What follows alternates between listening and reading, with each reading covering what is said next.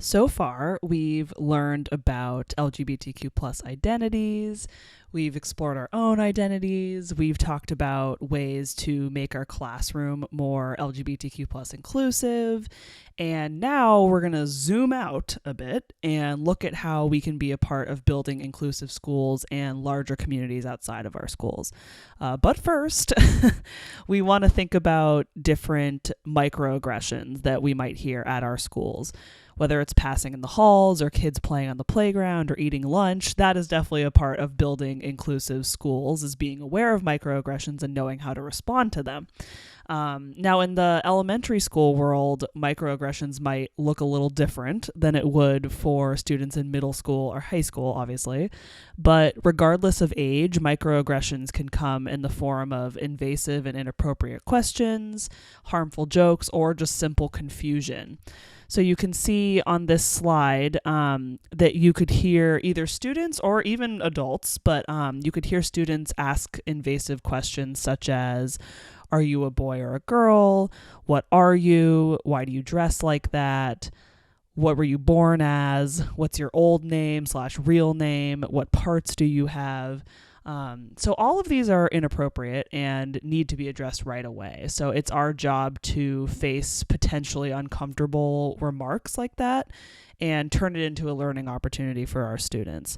And I have personally been asked almost every single one of those questions I just read by elementary age students. So these questions will come up, and on the next slide, we'll address how to respond to these types of questions and being prepared for that. As for harmful jokes, these are also phrases that I have personally heard, but that are also common amongst elementary aged kids. So things like, that's so gay, he throws like a girl, but you look like a boy, or but you can't be a boy, or girls can't do that, or some variation of that.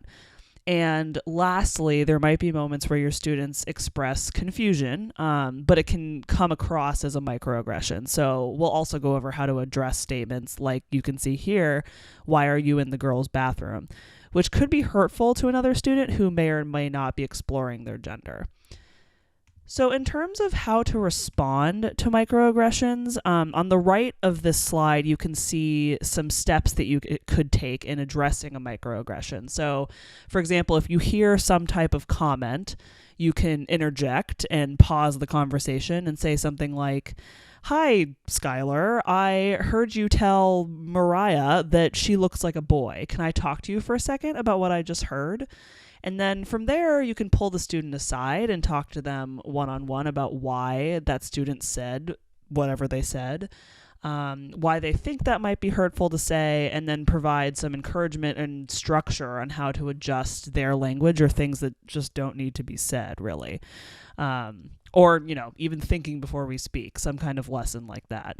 And I'm obviously oversimplifying this, but another really important step would be to check in with the other student who received the microaggression or hurtful comment, and check in with them one-on-one and see what they need. So, like, do they need to, talk to the person that made the comment? Would that make them feel better?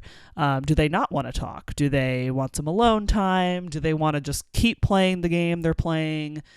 Do they want to talk to me more about this one-on-one, etc.? And then actually addressing those needs based on what they want and following through on that. So, for example, if they do want to talk to the person that made the comment, arrange a time for them to talk to that other student, either right then or another time. Be proactive about it and create an action step in the moment that feels good for that student. Some other techniques that I would also suggest could involve empowering the student to speak up for themselves and give them techniques and language to do so, or even encouraging the student who made the hurtful comment by saying things like, Skylar, I really view you as a leader in this class, and other kids really look up to you, and because of that, you have a really awesome opportunity to be a role model and really help others out. So instead of saying comments like that really might hurt someone's feelings, let's think of things we can say that will help people and make other people feel good. Because if you start doing that, I bet others will be more likely to do the same. So it's kind of a Jedi mind trick, like reverse psychology technique right there that I sometimes use, but that sometimes is really effective with kids. Kind of that encouragement And then in addition to what I said before, that empowering the student who did hear those hurtful words to know that they're valid in their feelings and that they can speak up for themselves if they feel like they can.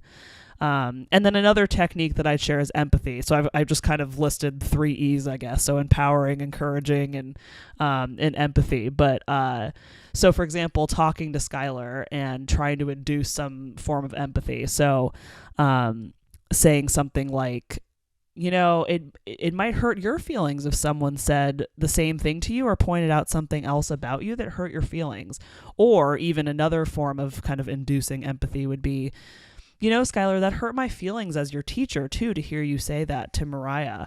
I sometimes get told that I look like a boy, and that makes me really sad when I'm told that, because I'm not a boy. I don't identify as a boy or a girl, and I like to share my truth on that instead of having others tell me what I look like or what they think I am.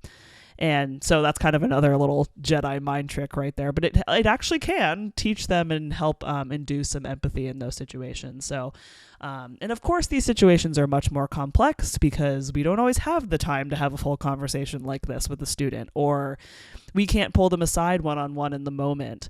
But normalizing conversations about LGBTQ plus inclusion and even having conversations about microaggressions with the whole class can make these conversations easier and more understandable for the students.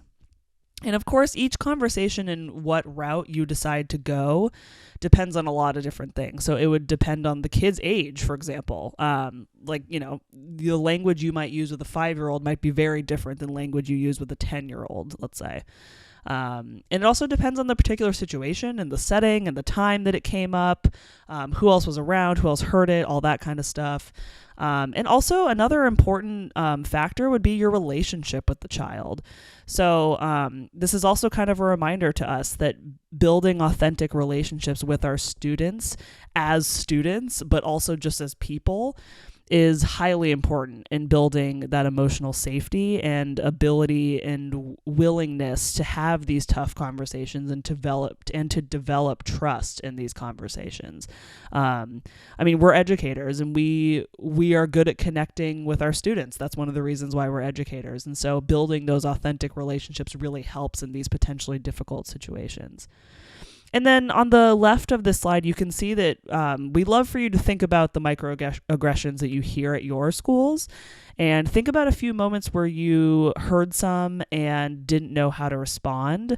And hopefully these tools will help you in the future. And then the last thing I want to say about this slide also is that you might hear microaggressions from your colleagues too. So if you do, you could use similar approaches and obviously change your language here and there. But it's important to step in those situations too and talk to them, whether that be sharing resources that they might need if they're uninformed on something, or if they're just saying something false. Or if need be, obviously, if it's a more severe situation, you could mention it to an administrator or your supervisor or something like that. But it's just as important to apply these concepts of how to respond to microaggressions to your coworkers and to other people within the school community also, like a parent, for example. Those moments of active allyship are important, and we need to step up and engage in them, even when it's not with our students. So we also wanted to touch on misgendering and how to prevent it. So, and to prevent it with students and other adults, like I was just talking about. So there are kind of 5 basic principles on how to prevent it. So the first would be to not make assumptions about a person's gender. And so we've touched on that a few times, but that's super important. And everyone presents their gender and their identities in different ways. And not making those assumptions means you're challenging those potentially archaic or just false gender norms. And then a reminder that you can state your own pronouns in a way of creating a safe space for others to do so, or you can ask someone what they'd like to be called, and they might answer with their name, possibly some pronouns, or possibly even some other words or identifiers that they like you to know. And then once you know those correct terms or the correct name, use them. Like, that's pretty simple. Number 3 is basically just use them.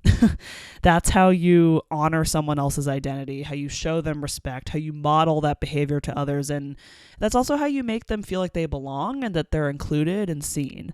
So, and if you make a mistake, like we talked about earlier, instead of saying like, "Oh my gosh, I'm so sorry," there are other ways to go about that to properly address the situation and not make the other person feel bad or uncomfortable for correcting their misuse of pronouns or names.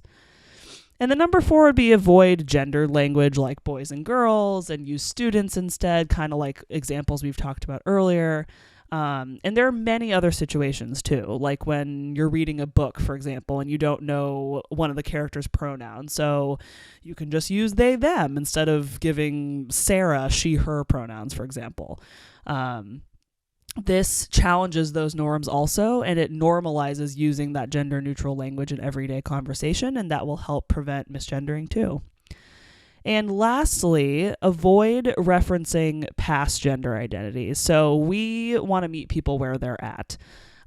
So if someone transitions and goes by Luca now, for example, that person is Luca, even if their previous name was Sarah or whatever name I just said.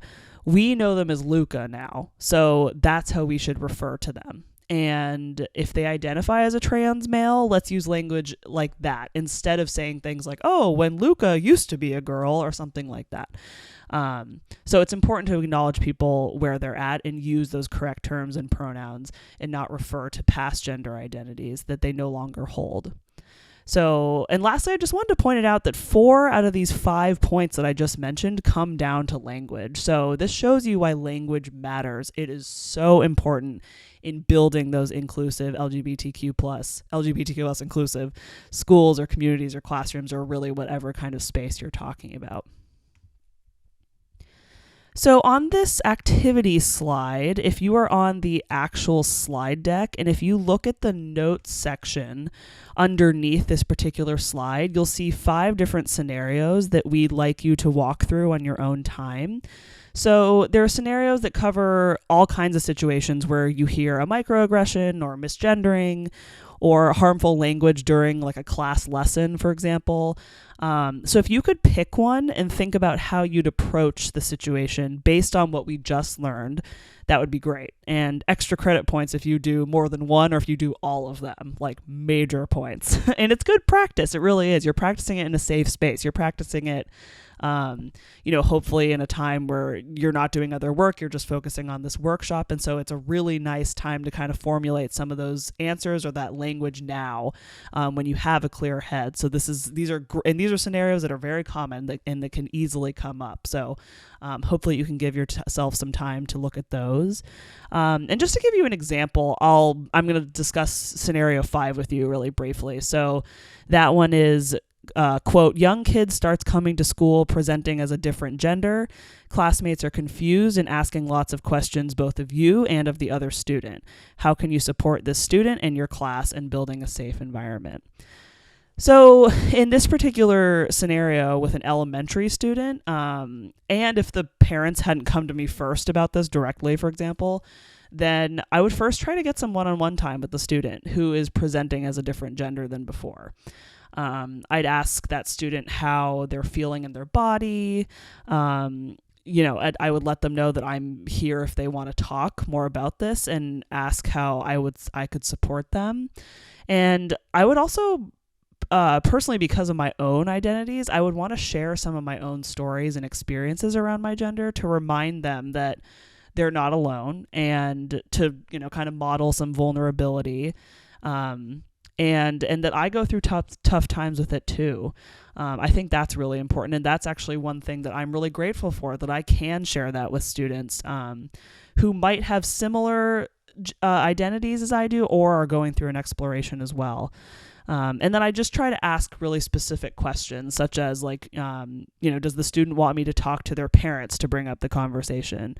Or do they want me to lead any conversations in class that day or soon, or read any books about this topic to the class to have more, non-specific to the student conversations about gender? Or do they want me to say a certain thing to students if they are asking a lot of questions? Or do they want me to interject in those situations? Or the student comes and gets me when they hear those questions so that they don't have to answer them? Or, do they have any questions that I can help answer right then, about gender in general or whatever. So, and then I think from there, if additional support is needed from counselors or parents or whoever, then we could obviously go from there.